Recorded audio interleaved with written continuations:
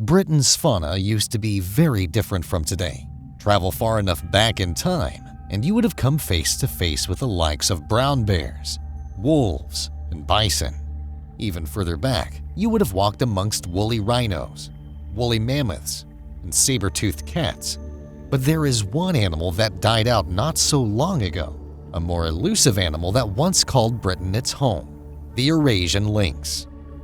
Today, this medium-sized cat is widely distributed throughout northern, central, and eastern Europe, Central Asia, Siberia, the Tibetan Plateau, and the Himalayas. It is considered a species of least concern on the IUCN Red List, but none survives in Britain.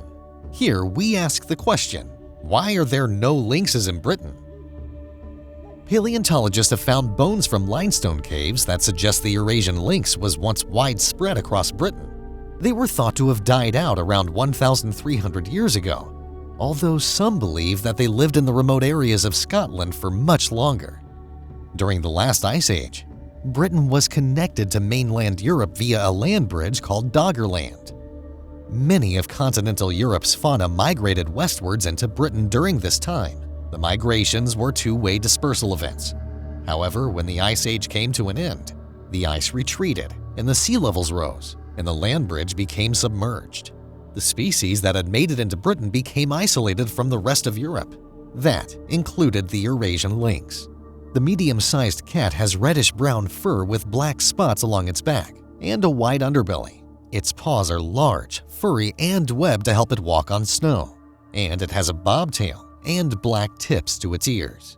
They are mostly nocturnal or crepuscular, hunting during dusk and dawn. They can walk up to 12 miles in a single night, patrolling their territory and searching for food. During the day, they hide in dense thickets and are rarely seen by humans due to their secretive nature. All those years ago, they were at home in Britain. The small island offered them the right habitat and plenty of prey for them to thrive off. Radiocarbon dating has pinpointed the lynxes to have roamed Britain before the 6th century AD, but by this time their population were beginning to take a hit from human activity. They survived in Scotland until medieval times between 1000 and 1500 AD, and possibly later. Whenever they died out in Britain, the cause was not a natural one. Their loss was not due to climatic pressures, as was the case with other species, but it was the direct result of human activities. They were hunted and persecuted, and their habitats were destroyed. The way in which lynxes hunt requires a significant amount of tree cover. They do not pursue prey over great distances across open plains.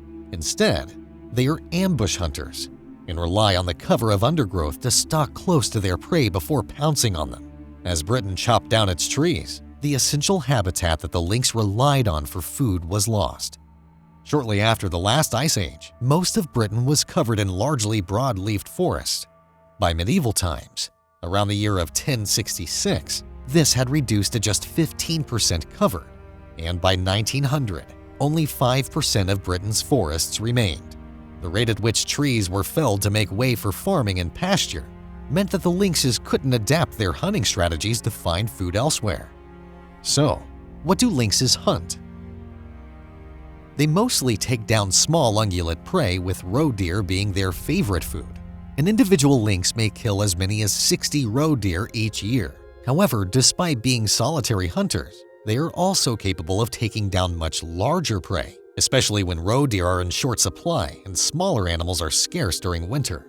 In parts of Scandinavia, particularly where roe deer are less abundant, lynxes regularly feed on introduced white-tailed deer and domesticated reindeer.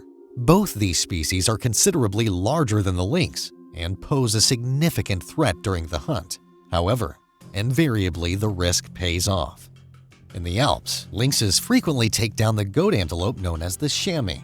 There has been long debate in Britain about whether to reintroduce the Eurasian lynx. Unlike species that never lived on British shores, the lynx was once part of the landscape, and therefore there is an ethical argument for bringing it back. Rewilding parts of Britain is a hot topic at the moment, as conservationists strive to undo some of the damage that has been done to the natural landscape. But this takes considerable planning. And there are, of course, concerns about reintroducing the lynx. People are not familiar with living alongside a predator in Britain as they are in other parts of the world. The thought of having a medium-sized cat roaming the countryside strikes fear in the minds of many, particularly those who have small children. But education about this shy and relatively small animal could go some way to dispelling those fears.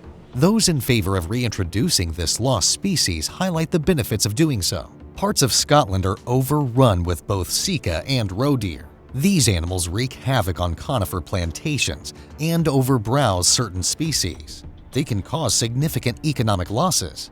At the moment, a feeble attempt at controlling deer numbers involves hunting them, but there are far too many for this activity to make a difference. In Switzerland, they brought the numbers down significantly in the region they were released into. Over the years, the deer learned how to evade the predators more effectively, and their range spread. Having a less concentrated deer population in one single area reduced the damage the browsing deer were having on the flora. The lynxes followed the dispersing deer populations, and they too became more widespread. Furthermore, the carcasses of the deer left behind by the lynxes had noticeable benefits to the invertebrates in the woodlands and other animals that fed on the remains. These benefits are lost when the deer are simply hunted by people. The same benefits found in Switzerland could also be achieved in Britain if lynxes were reintroduced in a sensible manner. There would be plenty of prey for the cats to feed on, particularly in Scotland, even though they also hunt hares, rabbits, and other small mammals, as well as birds. Their preference for deer is clear. The reintroduction of other lost species to Britain, such as the European brown bear and the wolf, has also been up for debate. But these animals both pose a much greater threat to humans than the lynx. At 20 kilograms or 44 pounds, standing at just 65 centimeters or 25 inches at the shoulder, lynxes have never been recorded as attacking people. They are typically wary of humans and shy away from any encounters. They are an elusive species for this very reason. In European countries where they live, farmers rarely report attacks on livestock by lynxes. The only farm animals that are taken tend to be sheep and lambs. Lynxes do not hunt cattle or their calves. Sheep in Scotland graze in open pastures, whilst deer are found mostly in forested regions. The lynxes are more likely to prey upon species amongst the trees, and less so in the open.